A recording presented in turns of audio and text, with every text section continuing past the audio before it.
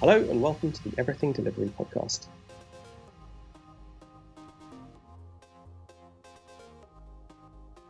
This episode is the Digital Pulse for the week ending Friday the 28th of July. Digital Pulse is our fortnightly newscast where we highlight some of the interesting things that have been happening in the tech sector. You can find the latest episodes at everything.delivery/digital pulse. This episode is sponsored by Nearform. Nearform has over 10 years' experience in remote delivery, empowering clients to succeed in a digital world through application modernization, data, design, DevOps, and product. You can find out more at nearform.com. I'm Dan Close, and as usual, I'm here with my co-host, Luca Lanziani. Hello everyone, and welcome to Digital Pulse. This is going to be probably our last episode for the summer. We are planning to take a break for August, and so we're probably not going to post anything except maybe some blog posts, some notes, or some written output. And so have a nice August, and we'll see you in September, I suppose. This was a quick public announcement. We can now jump back into the regular schedule with our normal setup, where, as you can see, we have the browser shared, and we're gonna go through a bunch of news that we found about the tech sector in the last couple of weeks. And as usual for the last maybe 2 or 3 times, AI is king. So I didn't even bother making the grouping in here because there is not much to group. It's mostly about AI. We will see there is a little bit of organizational news at the end of this, so maybe stay tuned if you care about that. But please, Dan, please try to fly over most of these because there is a lot to talk about. Okay, right, I'll go as quickly as possible. So we're going to start first off. So we're on AWS-Amazon.com, and it's an announcement entitled Enable Generative AI Applications to Complete Tasks in Just a Few Clicks. So this is about Amazon Bedrock. So Bedrock is the way to do foundational models on AWS. It's not open to everyone yet, but it's getting there.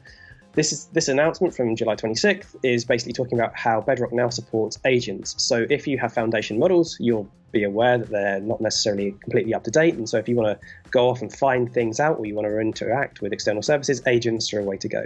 Bedrock now provides that capability. It looks like AWS is starting to move faster and faster on this market, doesn't it?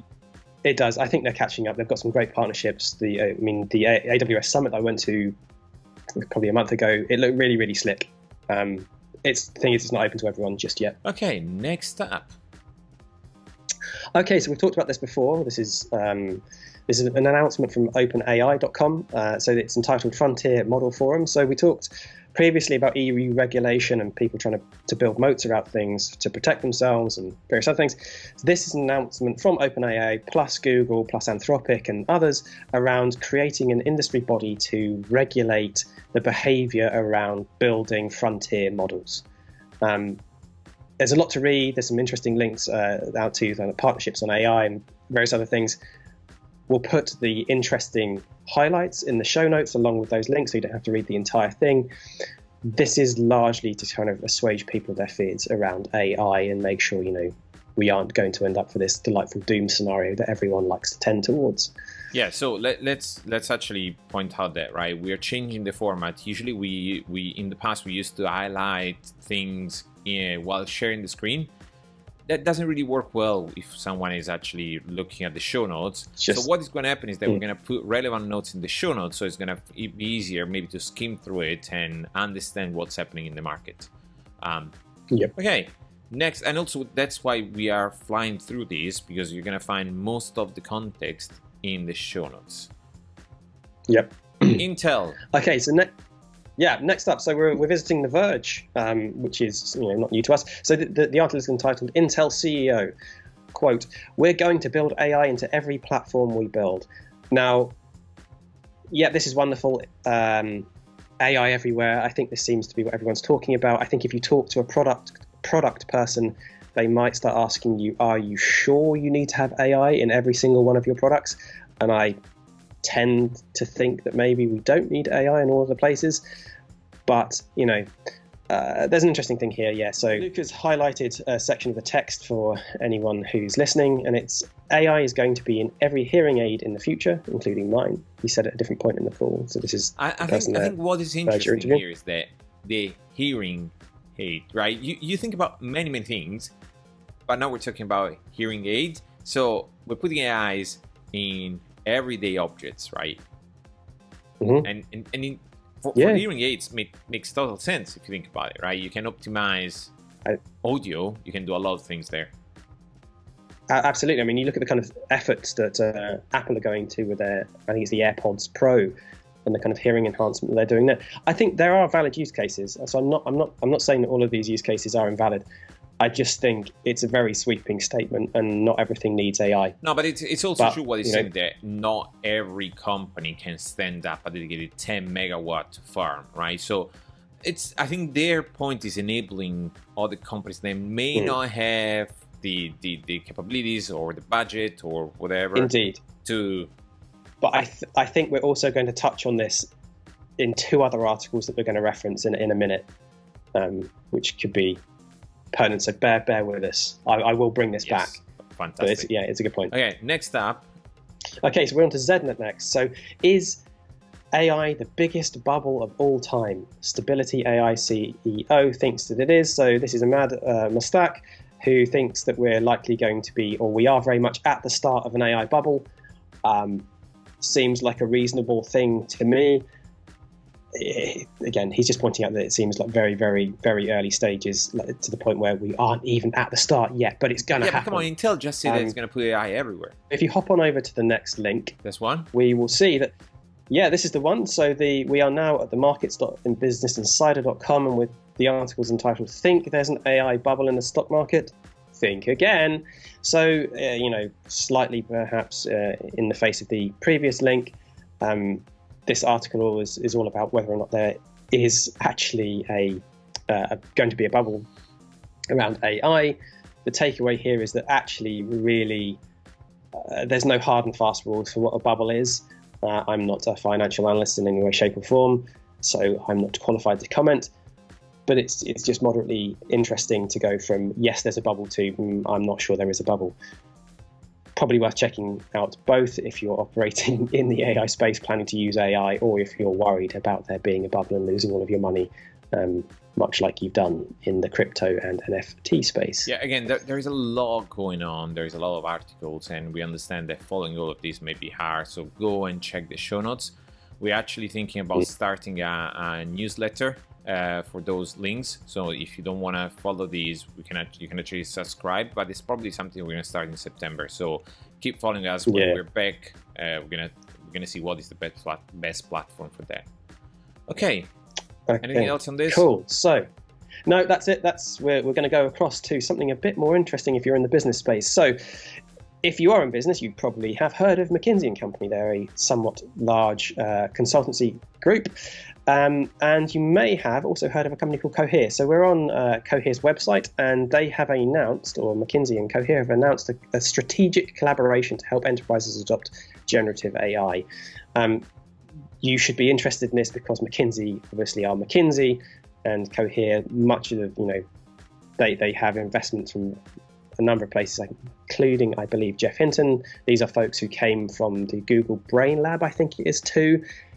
They know what they're doing in the LLM space. Okay. It's another partnership. It's another interesting thing. Check it out. Next. Okay. So we'll gloss over this one. Having said, you should go and check out more about LLMs and how wonderful they are. So there's some basic studies that have gone on. So we're now over at the Register, and this article is entitled "ChatGPT Study Suggests that LLMs are getting dumber at some tasks." So this is the behavior of OpenAI models. Is about as consistent as Office 365's uptime. That's harsh. Okay. Yeah. Yeah. So I read the paper, and it looks like in some tasks, the performance isn't as good. Again, I'm not going to summarize the article here. I've seen a lot of noise around this in social media. Yeah, there's some interesting observations. People looking at this stuff and going, my performance has got worse on these particular kind of tasks. At the same time, I read the OpenAI response was that it's just in your imagination. That's not true, right? It's just your perception. I don't know, right? Yeah. Hard to say at the moment. I could go off on a tangent. I'm not going to for the sake of time. Next so, up. right, okay, so where are we going next? Right, so we mentioned this earlier, is that what generative model, so we're at the new stack. Again, it's one of our favorite places. So what generative AI means for product strategy and how to evaluate it. Again, so to ensure you don't ship dud projects by overvaluing the importance of AI, as we've just discussed, focus on the principles and maintain expectations that you're experimenting. Do you want to ship AI on everything? Maybe, maybe not. I think you probably want to spend time talking to your friendly product people in order to help you work out what it is you really need to solve. Do you need the stuff in the first place? So that, yeah, they've come up with a different quadrant for evaluating should you, shouldn't you use AI. You know, where's the effort at? What kind of problems does it solve? Are they big problems, little problems? Again, it's worth having a quick skim over. It's about acceleration, right? We spoke about this the other day. Yeah, it is. You can use AI to accelerate what you're doing and see if AI can enable you. And in fact, the new quadrant moved from do it next to consider how AI would enable doing now. Right? So again, right now I see a lot of companies that put AI into their systems or use AI into their organization to accelerate what they're doing, to enable them to move faster, to reduce the amount of tasks that they have to by automating some of the tasks with AI. Lower friction. Yes. So it's a sensible thing to do, right? It's a sensible approach, possibly. Again, you need to be careful. Sometimes. Yes. Sometimes not all the you time. need to be careful. You need to know what you're doing. We said this multiple times, right? AI, especially generative AI, is not the only answer. You told me that multiple times, right? It's not right now. Everyone is focusing on generative AI, but there are problems that you can solve with other type of machine learning. Well, the rest of AI, the entirety of the rest of AI is still valid. The problem is it's somewhat harder to do, right? When you've got something at the end of an API call, it's groovy. I mean, it's much more accessible. But we can pick that up another day. Next up. Okay, cool. Right, so we're going a little bit off piece now. So this is something a bit more traditional in the data space. So for anyone that isn't aware, so Citus is an extension for Postgres, and it allows you to distribute tables. So Citus was bought by Microsoft. You can get it as part of your Azure Cosmos setup. But what they've started doing now is schema-based sharding for PostgreSQL. So we're on the Citus website. And so really, why do you really want to go about and kind of care about this? So what you can now do is you can have multi-tenant SaaS applications, you can have microservices at the same database, and you can do vertical partitioning of tables. It's an interesting read if you like databases. If you've got a complex database model that you need to simplify, let's say you've got multiple versions of Postgres running in multiple different Kubernetes clusters, maybe you no longer need to do that. I'm less keen on the whole microservices that use the same database. It seems like a bit of a vomit-inducing pattern, perhaps, but different strokes. It's a bit of a long read. If you really have to do it or want to do it, now maybe you can. Yeah, and I think the Citus stuff is wonderful. Okay, so next up, I'm going to take this one if you don't mind. Business Insider. Yeah, you take this one. Okay, so Mark Zuckerberg's metaverse loses past $40 billion. Here's why that's suddenly okay. So what we're talking about here is the second quarter results, right? They're out. All the companies are now discussing their results. And in this session, obviously, people started to ask, or investors started to ask Meta what's happening, right? And even if their losses are down, Meta stocks are up 7%, right? Mm-hmm. And the reason is that Zuckerberg explained what's happening. And the explanation goes something like, I've seen that the market is moving in the direction of more immersion. People want to be a more immersive experience. There are 1 billion or 2 billion people wearing glasses. Imagine if those were VR glasses, right? We could enhance the experience of people in the internet. So sharing videos, photos, all those experiences. So is a bet. Actually, Zuckerberg said it is a bet, and he cannot guarantee that bet is going to be a winning bet. But at the same time, he came through on the promise of increasing the revenues from the other applications that are Facebook, WhatsApp, and Instagram to cover some of the losses that he has, the investment, right? And that's all it is in the article, right? That's all it's saying. We're going to share the article, but there is no much more than this. So yes, Metaverse is losing, but with the part of the loss are covered by Facebook, Instagram, WhatsApp. So if we keep going in that direction, it's going to be fine, right? He has enough to cover for these bets. Yeah, love it or hate it. I think I wouldn't bet against. Maybe there's something there, but the meta. Yeah. Next up. Right, so this one is close to my heart. So we're finishing back with a little hit piece before we go on to other things. So I live in London. I'm subject to Thames Water. So we're on the register again. And the title is Thames Water to Data Centres Cut Water Use or We Will. So with the ongoing kind of climate change issues, we know that we're having problems with resources. I think this is not just London or the UK, it's the world over. So Thames Water have turned around to data centres and basically said, you're using too much. We are going to start regulating you. We asked nicely, but now we're going to turn the screws.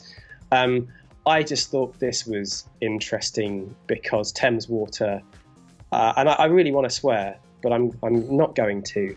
They have not demonstrated particular competencies around actually ensuring that the country has running water. They like to pump a boatload of sewage into our system, into our water system. This has been in various newspapers. And they also have a tendency to pay out bonuses to not everyone, but a lot of people, despite the fact they are clearly not doing a particularly wonderful job. Join EU, and we can help you with the regulation on how to treat water, right? I'm sorry, I had to say that. So this comes after obviously the news that modern data centers are using more and more water and needs more and more water because of this AI movement. Yes, AI movement, the compute power that is needed for that, the CPU power is consuming a lot of resources and needs a lot of cooling. And obviously, what do you use water for? To cool, right? And so, and honestly, that may become a problem. And I think we saw another article that we didn't share because it was behind a paywall that was actually talking about that. Yeah, there's a Bloomberg article talking about how there are water issues in Spain. The scorching summer has devastated wine crops too. So yeah, it's a problem. Welcome to the new world, people. It's depressing. I know a couple of semi-related news before we go into the organizational piece. Yeah. Okay. New Scientist. So this is an old favourite of mine, newscientist.com. So the article is entitled, What is XAI? So Elon Musk's new AI company, and will it succeed? I mean, I guess most people will have got it from the whole XAI thing. So Elon Musk, despite the fact he's called for regulation of AI and says it's a bad thing, he's gone off and he's created his own AI beast, obviously branded as X, like everything. Rest in peace, Twitter.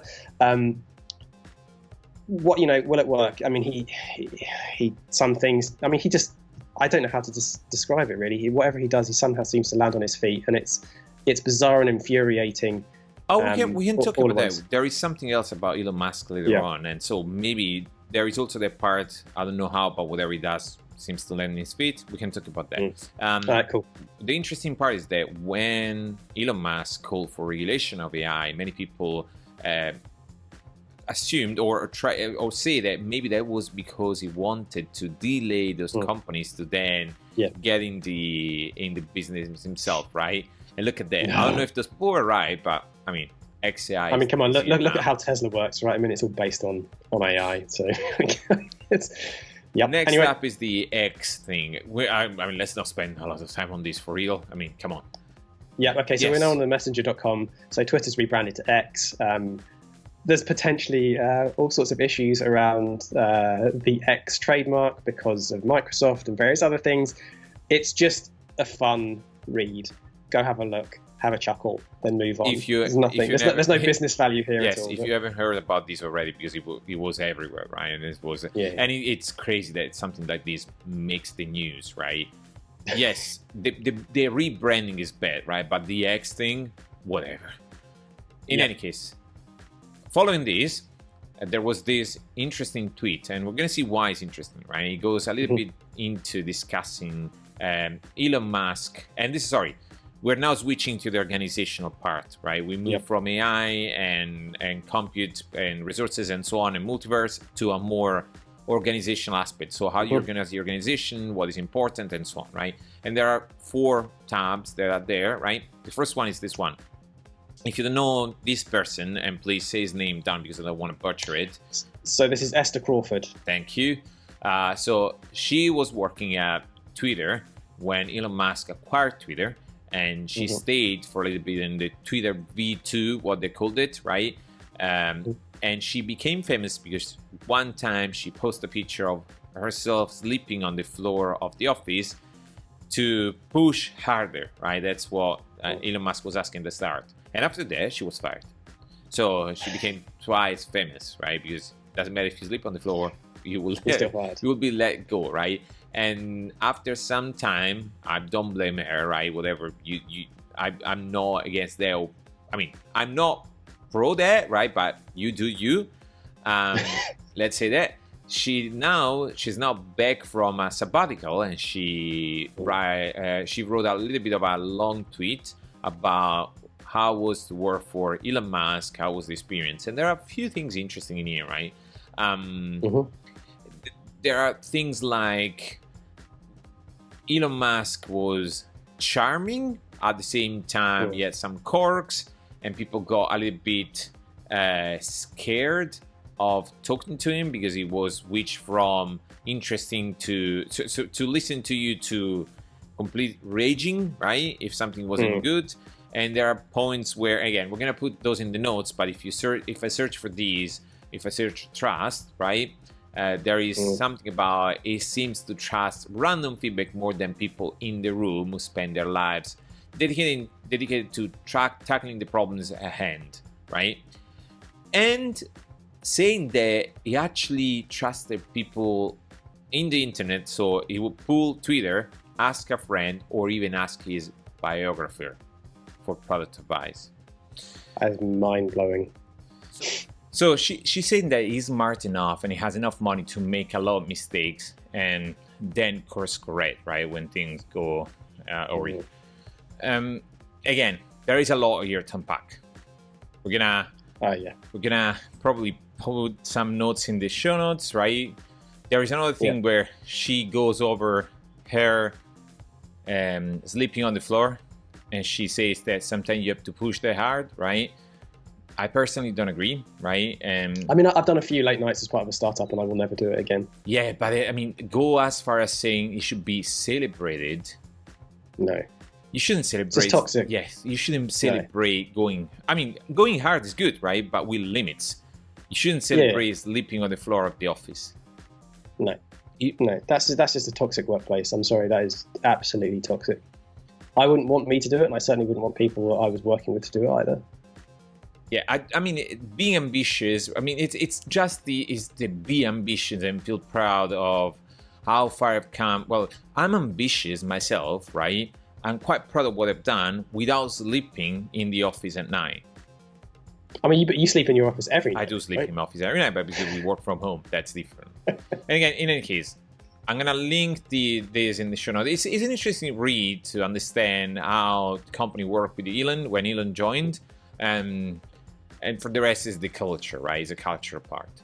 Next up, so I'll put it through an LLM for you. Thank you. Next up is the DHH again, is back, right?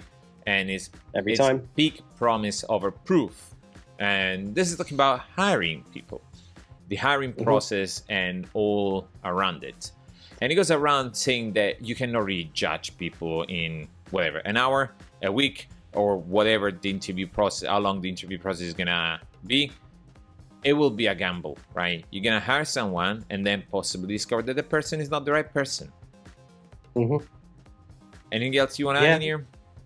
No, I mean, I don't have good things to say about the hiring or routine hiring inside the tech sector. I think it's fundamentally awful. You read various threads around this on Reddit, on Hacker News, and there's lots of people that do agree. It favors certain people, favors those that are particularly kind of extroverted. It favors those that have the time to go off and do leak code. The way people solve leak code problems isn't the way you want them to write code when it comes to actually doing their job.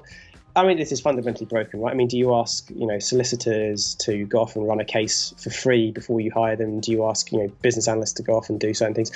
You fundamentally don't, right? But hey, wealth manager, go run some accounts for a month and then come back to me and, I thought about this for a long time and I didn't find a solution.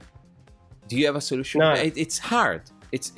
It's providing people with options, I think, is one of the things you can do. So go do a take-home test, that's fine. Or, go do a leak code if you want to do a leak code.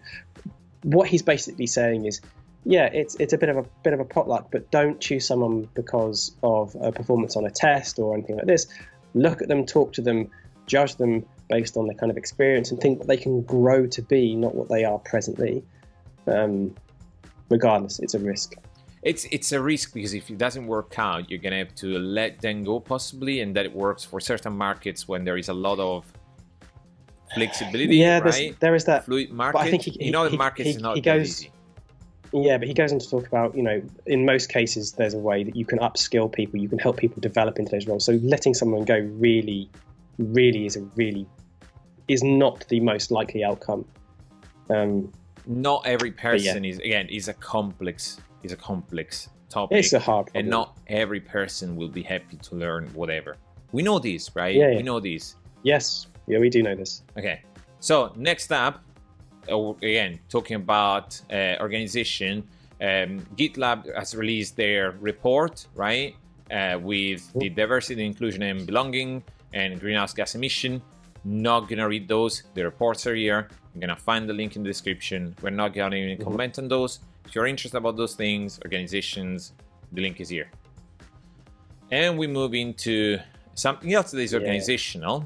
And it's a little bit of a different take on the organizational part, and is how hard it is for certain organizations to move and pivot, right? But I just want to jump in. So we talked about, it was Intel earlier, integrating AI into literally everything that they do.